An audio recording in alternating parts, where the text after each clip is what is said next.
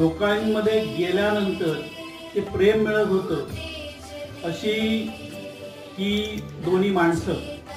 आणि त्यावेळेचा शिक्षणाचा इथला काळच फार वेगळा होता.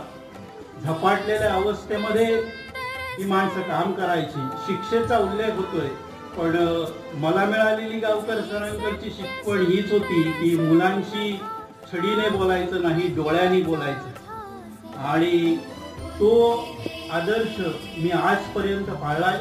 इथून मी बाहेर पडलो, पण याच मित्रांच्या सहवासात जे काय अनुभव घेतले, त्याच अनुभवातून अशीच एक सुंदर शाळा उभी करण्याचं सौभाग्य मला मिळालं.